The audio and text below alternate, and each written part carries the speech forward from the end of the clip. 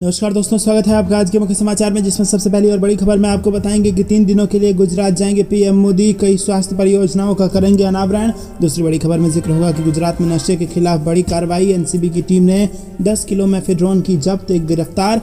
तीसरी बड़ी खबर में आपको बताएंगे कि जेपी नड्डा की अध्यक्षता में ही भाजपा लड़ेगी 2024 का चुनाव, पार्टी के संसदीय बोर्ड के फैसले से होगा कार्यकाल विस्तार।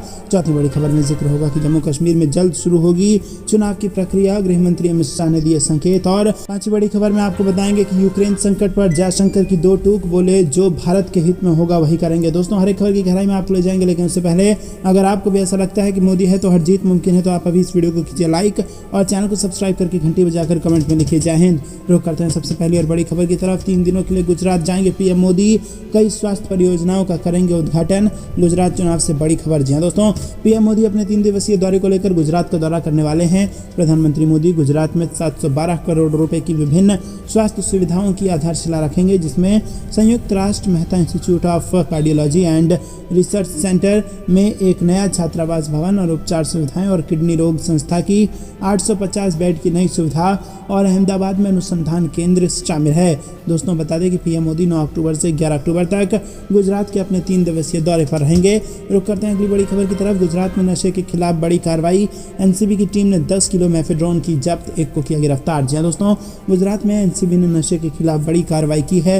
एनसीबी की टीम ने जामनगर से 10 किलो मेफेड्रोन जब्त किया है और इस मामले में एक आरोपी को गिरफ्तार किया गया है। स्वापक नियंत्रण ब्यूरो ने मुंबई और गुजरात से 120 करोड़ रुपए से अधिक मूल्य की 60 किलोग्राम मेफेड्रोन जब्त कर ली है और इस मामले में एयर इंडिया के एक पूर्व पायलट समेत 6 लोगों को गिरफ्तार किया गया है। एनसीसीबी के उप महानिदेशक संजय सिंह ने मुंबई में एक संवाददाता सम्मेलन में बताया कि गुजरात के जामनगर में नौसेना खुफिया इकाई को मिली एक विशिष्ट जानकारी के आधार पर यह कार्रवाई की गई। दोस्तों, रुक करते हैं अगली बड़ी खबर की तरफ। भाजपा नड्डा की अध्यक्षता में ही लड़ेगी 24 का चुनाव, पार्टी के संसदीय बोर्ड के फैसले से होगा कार्यकाल विस्तार। जी दोस्तों, पीएम मोदी के विश्वस्त जेपी नड्डा की अध्यक्षता में ही भाजपा अगली यानी 2024 का लोकसभा चुनाव लड़ेगी। नड्डा का वर्तमान कार्यकाल अगले वर्ष 20 जनवरी को खत्म हो रहा है और उससे पहले संसदीय बोर्ड उनका कार्यकाल बढ़ाने के फैसले पर मुहर लगा देगा। भाजपा में अध्यक्ष का कार्यकाल 3 साल का होता है और ये लगातार 2 बार हो सकता है। वर्तमान स्थिति में लगातार चुनाव होने वाले हैं। और दोस्तों, आपको बता दें कि गुजरात और खुद नड्डा के गृह राज्य हिमाचल में नवंबर दिसंबर में विधानसभा चुनाव होने हैं। अगले साल मार्च अप्रैल में कर्नाटक के साथ साथ जम्मू कश्मीर में भी चुनाव हो सकते हैं। इस लिहाज से पार्टी नेतृत्व का ये मन बन चुका है कि फिलहाल अध्यक्ष का चुनाव टालकर नड्डा के कार्यकाल को लगभग 1.5 साल का विस्तार दे दिया जाए, ताकि पार्टी बिना भटकाव के लोकसभा चुनाव तक रणनीति को जमीन पर उतार सके। रुक करते हैं अगली बड़ी खबर की तरफ। जम्मू कश्मीर में जल्द शुरू होगी चुनाव की प्रक्रिया, गृह मंत्री अमित शाह ने दिए हैं इसके संकेत। जी हां दोस्तों, गृह मंत्री अमित शाह ने जम्मू कश्मीर के दौरे पर कई विकास परियोजनाओं का शिलान्यास रखा और उद्घाटन किया। उन्होंने इस दौरान राजौरी और बारामूला में रैलियों को भी संबोधित किया और इस दौरान उन्होंने पीडीपी, नेशनल कॉन्फ्रेंस और कांग्रेस पर जमकर हमला बोला। अमित शाह ने घाटी में शांति बहाल करने के लिए बीजेपी सरकार के उठाए कदमों को भी गिनाया। उन्होंने जम्मू कश्मीर में जल्द चुनाव प्रक्रिया शुरू होने के भी संकेत दिए हैं। गृहमंत्री अमित शाह ने जम्मू कश्मीर के 3 दिवसीय दौरे में माता वैष्णो देवी के दर्शन के साथ साथ सुरक्षा के मुद्दे और पार्टी संगठन से संबंधित कई महत्वपूर्ण बैठक की। उन्होंने राजौरी और बारामूला में 2 बड़ी रैलियों को संबोधित किया और अमित शाह ने घाटी में कई शहीदों के परिवारों से भी मुलाकात की है। रुख करते हैं अगली बड़ी खबर की तरफ। यूक्रेन संकट पर विदेश मंत्री जयशंकर की 2 टूक, बोले जो भारत के हित में होगा वही करेंगे। जी हाँ दोस्तों, रूस और यूक्रेन युद्ध पर जब भी संयुक्त राष्ट्र में रूस के खिलाफ वोटिंग हुई है, भारत उससे अलग हो गया है। ये बात अमेरिका को हजम नहीं हुई। अमेरिका इससे चिढ़ा हुआ है, जो अब भारत को चिढ़ाने के लिए कभी पाकिस्तान को कर्ज दे रहा है तो कभी F-16 लड़ाकू विमान को आधुनिक बनाने के लिए मोटी रकम मुहैया करा रहा है। भारत को चिढ़ाने के लिए America Pakistani army chief general Qamar Javed Bajwa तक को अपने यहाँ बुलाकर भव्य स्वागत कर रहा है। और इन सब के बीच भारत ने यूक्रेन संकट को लेकर एक बार फिर से अपनी बात रखी है। भारत ने कड़े शब्दों में कहा है कि हमारे हित में जो होगा वही करेंगे। भारतीय विदेश मंत्री एस जयशंकर ने यूक्रेन संकट पर दुनिया को भारत के मन की बात बताते हुए कहा कि यूक्रेन संकट के समाधान के लिए भारत यथासंभव हर प्रकार की सहूलियत देने के लिए इच्छुक है। दोस्तों, रुक करते हैं अगली बड़ी खबर की तरफ। गुजरात के इस गाँव गांव की छतों को गौर से देखिए, पीएम मोदी का एस प्लान इसमें छुपा हुआ है। जी हाँ दोस्तों, आपको बता दें कि सूर्य मंदिर के लिए विश्व भर में प्रसिद्ध गुजरात का मोढेरा देश का पहला 24 घंटों और 7 दिन सौर ऊर्जा से चलने वाला गांव बनने जा रहा है। प्रधानमंत्री नरेंद्र मोदी गुजरात के दौरे पर 9 अक्टूबर के दिन मोढेरा को सौर ऊर्जा संचालित गांव घोषित करेंगे। इस गांव में स्थित मोढेरा सूर्य मंदिर समेत गांव के सभी घरों में तमाम कामकाज सूर्य की ऊर्जा से होंगे। ऐसे में कह सकते हैं कि ये गांव सूर्य से संचालित होगा। केंद्र और राज्य सरकार ने 2 चरणों में इस सोलर विलेज को बनाया है। दोस्तों, विश्व प्रसिद्ध मोढेरा को आधुनिक समय में नई पहचान देने के लिए सरकार ने 80.66 करोड़ रुपए खर्च किए हैं। तो कहते हैं अगली बड़ी खबर की तरफ। ज्ञानव्यापी में मिले शिवलिंग की कार्बन डेटिंग पर टला फैसला, 11 अक्टूबर को अगली सुनवाई। जी हाँ दोस्तों, वाराणसी की जिला कोर्ट ने ज्ञानव्यापी मस्जिद परिसर में मिले कथित शिवलिंग की कार्बन डेटिंग पर फैसला टाल दिया है। अब इस मामले में कोर्ट 11 अक्टूबर को फैसला सुनाएगी। ज्ञानव्यापी सर्वे के दौरान वजूखाने में शिवलिंग की तरह की आकृति मिली थी, जिससे हिंदू पक्ष ने विश्वेश्वर शिवलिंग होने का दावा किया था। वहीं दोस्तों, आपको बता दें कि कोर्ट की कार्रवाई से पहले भारी पुलिस बल तैनात कर दिया गया था और इस दौरान कोर्ट में दोनों पक्ष के लोग मौजूद थे। हिंदू पक्ष की ओर से ज्ञानव्यापी श्रृंगार गौरी मामले में चारों वादी महिलाएं और उनके वकील विष्णु शंकर जैन और हरिशंकर जैन कोर्ट में पहुंचे थे और इसके अलावा सरकारी वकील महेंद्र प्रसाद पांडे भी जिला जज के न्यायालय में पहुंचे थे। दोस्तों, जिला कोर्ट के फैसले से पहले हिंदू पक्ष के वकील विष्णु जैन ने कहा कि हमने कार्बन डेटिंग की मांग शिवलिंग के लिए नहीं की है, हमने मांग की है कि एएसआई की एक्सपर्ट कमेटी से इसकी जांच की जाए। दोस्तों, रुक करते हैं अगली बड़ी खबर की तरफ। शिंदे सरकार का 1.5 करोड़ राशन कार्ड धारकों को दिवाली गिफ्ट, 513 करोड़ की राशि आवंटित। जी हाँ दोस्तों, आपको बता दें कि महाराष्ट्र की एकनाथ शिंदे सरकार ने राशन कार्ड धारियों को दिवाली का तोहफा देने का ऐलान किया है। शिंदे सरकार ने दिवाली के त्यौहार के मद्देनजर राज्य के 1.5 करोड़ राशन कार्ड धारकों के लिए दिवाली पैकेज योजना के लिए 513 करोड़ रुपए आवंटित किए हैं। इस फैसले से राशन कार्ड धारकों को बड़ा फायदा होगा। महाराष्ट्र सरकार की ओर से इस संबंध में एक प्रस्ताव भी जारी किया गया है। इस बीच देखा जाए तो शिंदे सरकार ने 3 दिन पहले ऐलान किया था कि राज्य के राशन कार्ड धारकों को दिवाली में रवा, तेल, शक्कर और चना दाल सस्ते दरों पर उपलब्ध कराई जाएगी और इन चारों वस्तुओं का पैकेट केवल 100 रुपये में राशन की दुकान में मिलेगा। दिवाली से पहले मुख्यमंत्री एकनाथ शिंदे ने राशन कार्ड धारकों को ये गिफ्ट दे दिया है। रुक करते हैं अगली बड़ी खबर की तरफ। लोकसभा चुनाव इलेक्शन मोड में बीजेपी, गृहमंत्री अमित शाह करेंगे बैक टू बैक दौरा। जी हाँ दोस्तों, आपको बता दें आगामी लोकसभा चुनाव से पहले गृहमंत्री अमित शाह पूरे देश के तूफानी दौरा वो करेंगे और गृहमंत्री अमित शाह का सबसे ज्यादा फोकस जम्मू कश्मीर के साथ साथ नॉर्थ ईस्ट और साउथ में रहेगा। अक्टूबर महीने में ही शाह का तूफानी दौरे में कोई महत्वपूर्ण राज्य में यहां पर तूफानी दौरा किया जाएगा और सूत्रों के मुताबिक बीजेपी की रणनीति है कि आम चुनाव से पहले मोदी सरकार के मंत्री और सांसद अपने तय दौरों का काम पूरा कर लें। इन दौरों के माध्यम से मोदी सरकार की जन कल्याणकारी योजनाओं को आम जनता तक पहुंचाई जाएगी। साथ में जनता का फीडबैक भी बीजेपी आलाकमान को मिलेगा, जिससे उसी आधार पर चुनावी रणनीति बनाई जाएगी। इसीलिए मंत्रियों के सरकारी दौरे के साथ साथ पार्टी के कार्यक्रमों को भी करने के निर्देश दिए गए हैं। दोस्तों, रुक करते हैं अगली बड़ी खबर की तरफ। मेडिकल की पढ़ाई हिंदी में कराने वाला पहला राज्य होगा मध्य प्रदेश, गृहमंत्री अमित शाह करेंगे इसका शुभारंभ। जी हाँ दोस्तों, आपको बता दें चिकित्सा शिक्षा के क्षेत्र में एक महत्वपूर्ण बदलाव मध्य प्रदेश करने जा रहा है। सरकार ने पिछले दिनों फैसला लिया था कि अब पढ़ाई हिंदी में भी की जा सकेगी और इसके लिए सरकार ने विशेषज्ञों के साथ पूरी प्लानिंग कर ली है और इस योजना का शुभारंभ केंद्रीय गृहमंत्री अमित शाह करेंगे। मुख्यमंत्री शिवराज सिंह चौहान ने अपने निवास पर आयोजित इस कार्यक्रम की समीक्षा बैठक में कहा कि चिकित्सा शिक्षा के पाठ्यक्रम का हिंदी भाषा में शुभारंभ मातृभाषा की प्रतिष्ठा को स्थापित करने और सोच बदलने की शुरुआत का कार्यक्रम है। ये इस बात का प्रतीक है कि विशेषज्ञता के विषयों की पढ़ाई केवल अंग्रेजी में ही नहीं, मातृभाषा हिंदी में भी की जा सकती है। तो करते हैं अगली बड़ी खबर की तरफ। अमित शाह ने डेयरी सहकारी सम्मेलन का किया उद्घाटन, बोले 5 साल में हर पंचायत में होगी एक डेयरी। जी हाँ दोस्तों, केंद्रीय गृह व सहकारिता मंत्री अमित शाह शुक्रवार को सिक्किम की गंगटोक पहुंचे। यहाँ सैकड़ों लोग सड़क किनारे उनका स्वागत करने के लिए पहुंचे और इसके बाद शाह गंगटोक के राजभवन पहुंचे और सरदार वल्लभ भाई पटेल की प्रतिमा का उद्घाटन किया। इस दौरान प्रदेश के राज्यपाल गंगा प्रसाद भी मौजूद रहे। तय कार्यक्रम के तहत गृहमंत्री शाह ने गंगटोक में पूर्वी और उत्तर पूर्वी क्षेत्र डेयरी सहकारी सम्मेलन का उद्घाटन किया।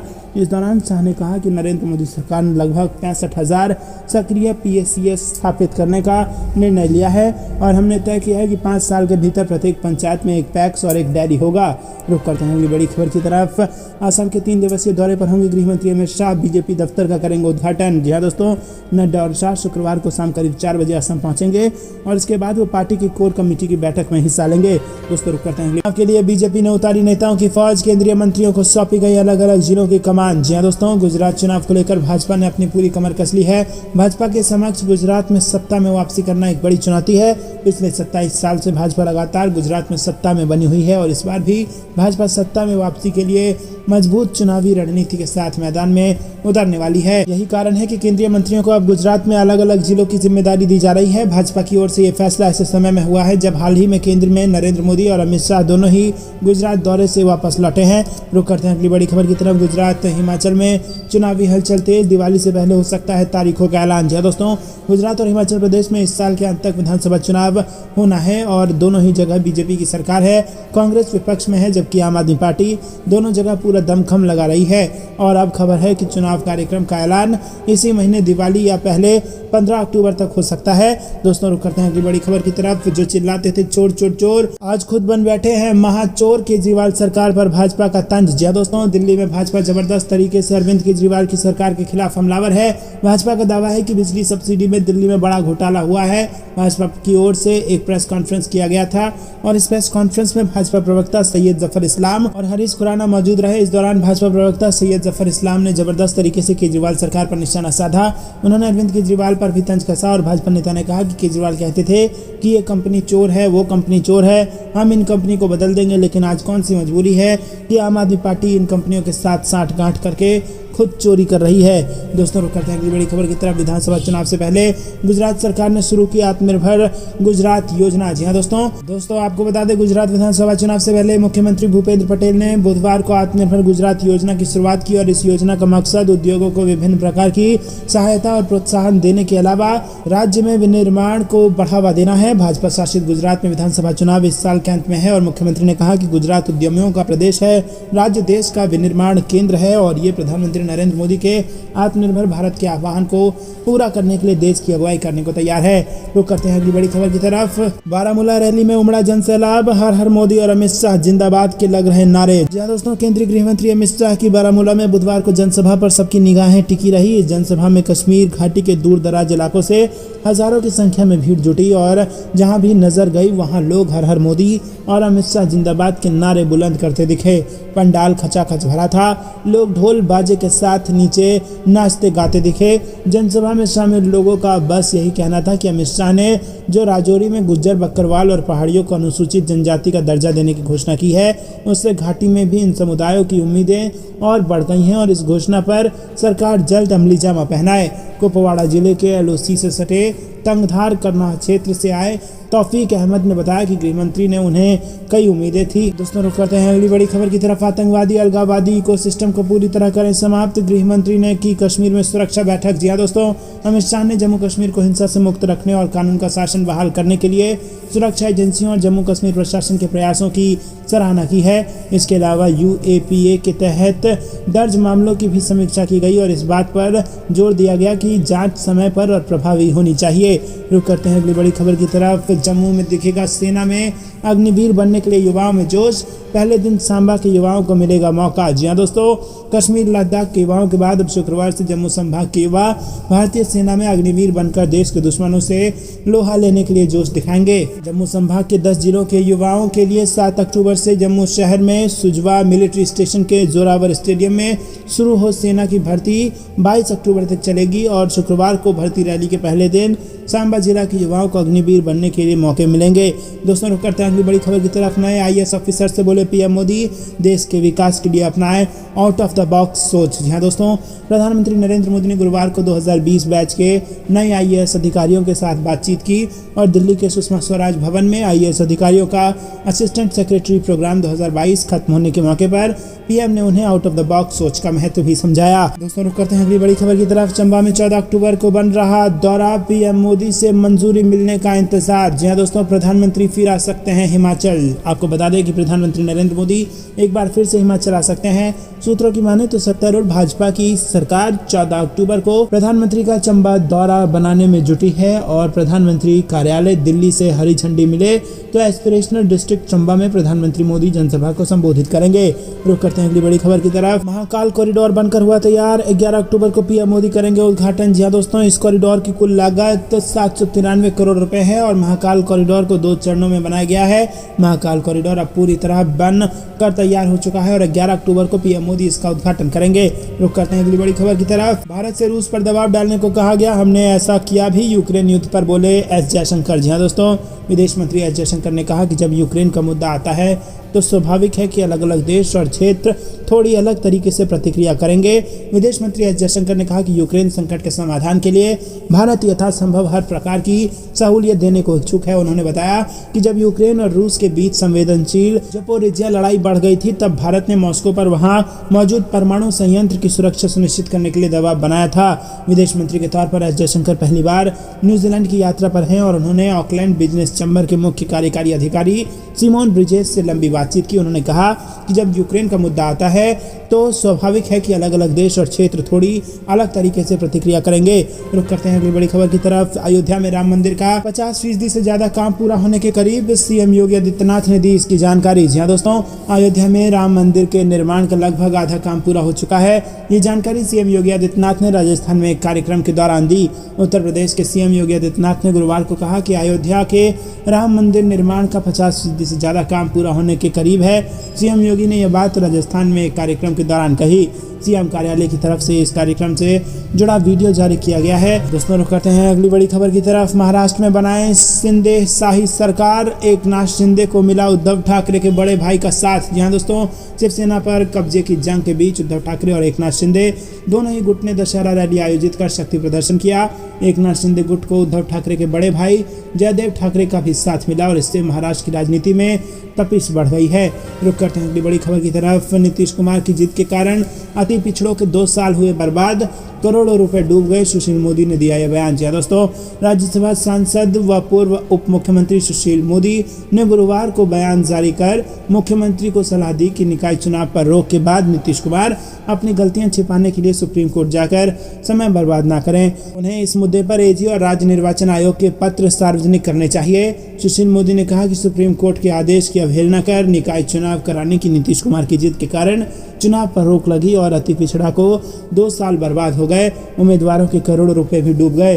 दोस्तों रुक करते हैं अगली बड़ी। मुफ्त के वादों पर लगेगी रोक, गुजरात और हिमाचल प्रदेश चुनाव से पहले लागू हो सकते हैं नए नियम। जी हाँ दोस्तों, गुजरात और हिमाचल प्रदेश के दिसंबर में होने वाले विधानसभा चुनाव से पहले चुनाव आयोग ने राजनीतिक दलों को मुफ्त के वादे करने से रोकने के लिए तंत्र बनाने की पहल शुरू कर दी है, जिससे वो चुनावों की घोषणा से पहले अमली जामा पहना देगा। बता दें कि साल के अंत में गुजरात और हिमाचल प्रदेश में चुनाव आयोग विधानसभा चुनाव कराने की तैयारी कर रहा है और इस दौरान सभी राजनीतिक पार्टियां वोटरों को खुश करने के लिए बड़े बड़े वादे कर रही है, जिसे देखते हुए चुनाव आयोग इस पर विचार कर रहा है। दोस्तों रुक करते हैं अगली बड़ी खबर की तरफ। गुजरात चुनाव से पहले कांग्रेस को बड़ा झटका, विधायक हर्षद रबड़िया ने दे दिया इस्तीफा और बीजेपी में हो सकते हैं शामिल। जी हाँ दोस्तों, गुजरात विधानसभा चुनाव से ठीक पहले राज्य में कांग्रेस को एक और झटका लगा है। कांग्रेस विधायक और पाटीदार समुदाय के नेता हर्षद रबड़िया ने मंगलवार को विधानसभा की सदस्यता से इस्तीफा दे दिया और विधानसभा अध्यक्ष ने उनका इस्तीफा मंजूर भी कर लिया है। अब उनके भाजपा में शामिल होने की संभावना है। रुक करते हैं अगली बड़ी खबर की तरफ। पीएम मोदी ने हिमाचल में सौगात देकर फूंक दिया चुनावी बिगुल, बोले मैंने यहाँ की रोटी खाई है। जी हाँ दोस्तों, हिमाचल प्रदेश के बिलासपुर में पीएम मोदी ने एम्स का उद्घाटन करने के साथ प्रदेश को 3600 करोड़ रुपए से अधिक की सौगात दी और पीएम ने जनसभा को संबोधित करते हुए राज्य और केंद्र सरकार के कामकाज को गिनाया।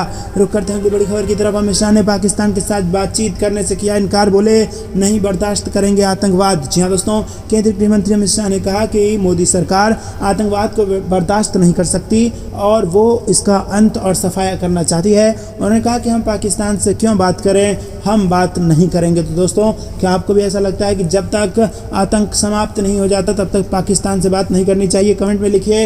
वीडियो लाइक नहीं किया तो लाइक जरूर कीजिए। रुक करते हैं अगली बड़ी खबर की तरफ, जिसमें आपको बता दें कि चीन पाकिस्तान का नाम लिए बिना बोले केंद्रीय रक्षा मंत्री राजनाथ सिंह, घुसपैठ पर दुश्मनों को मिलेगा करारा जवाब। जी दोस्तों, केंद्रीय रक्षा मंत्री राजनाथ सिंह ने एक बार फिर दोहराया है कि किसी भी बाहरी आक्रमण को करारा जवाब देने को भारत पूरी तरीके से तैयार है। पाकिस्तान या चीन का नाम लिए बिना सिंह ने कहा कहा कि देश की सरहदों में तैनात भारतीय सेना के रणबांकुरे किसी भी तरह की घुसपैठ को मुंहतोड़ जवाब देने में सक्षम है।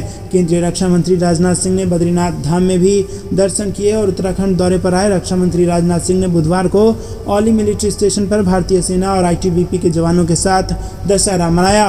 रुक करते हैं अगली बड़ी खबर की तरफ। छत्तीसगढ़ बीजेपी का मिशन 2023 सत्ता में वापसी करने धमतरी में होगा मंथन, भूपेश सरकार को घेरने की बनेगी रणनीति। जी हां दोस्तों, छत्तीसगढ़ में सत्ता वापसी करने भारतीय जनता पार्टी मिशन 2023 पर फोकस कर रही है। संगठन को मजबूत करने के साथ भूपेश सरकार को आक्रामक रूप से घेरने की रणनीति बनाई जा रही है। धमतरी शहर से 14 किलोमीटर दूर गंगरेल बांध के किनारे सुरम्य वादियों में भाजपा के सांसदों, विधायकों, कोर ग्रुप के सदस्यों, प्रदेश अध्यक्ष, संभागीय अध्यक्षों और संगठन के कुछ नेताओं को बुलाया गया है। बैठक 6 अक्टूबर को बुलाई गई है और इस गोपनीय बैठक में मिशन 2023 को लेकर चर्चा कर आगे की सियासी रणनीति बनाई जाएगी। रुक करते हैं अगली बड़ी खबर की तरफ। महागठबंधन सरकार पर बीजेपी ने लगाया गंभीर आरोप, रविशंकर प्रसाद ने नीतीश से पूछे ये सवाल। जी हां दोस्तों, बिहार नगर निकाय चुनाव को लेकर पटना हाईकोर्ट की ओर से आए फैसले के बाद बीजेपी ने बिहार की महागठबंधन सरकार पर गंभीर आरोप लगाया है। बुधवार को रविशंकर प्रसाद ने प्रेस कॉन्फ्रेंस कर कहा कि पटना हाईकोर्ट के आदेश से साफ हो गया है कि नीतीश सरकार गैरकानूनी तरीके से काम कर रही है।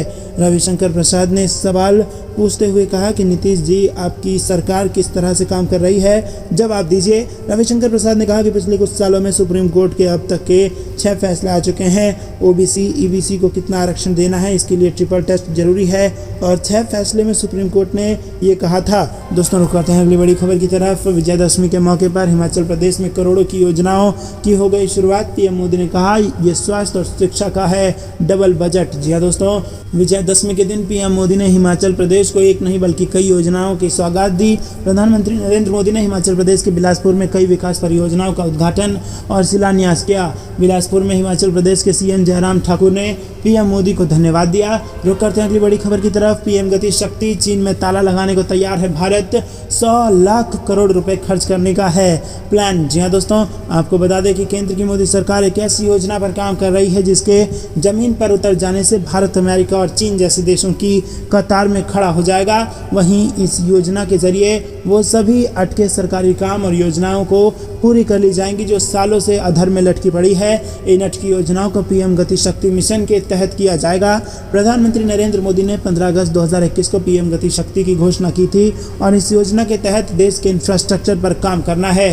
पीएम शक्ति मिशन के बारे में प्रधानमंत्री नरेंद्र मोदी ने कहा था कि ये देश में इंफ्रास्ट्रक्चर की चुनौतियों से निपटने के लिए एक समग्र योजना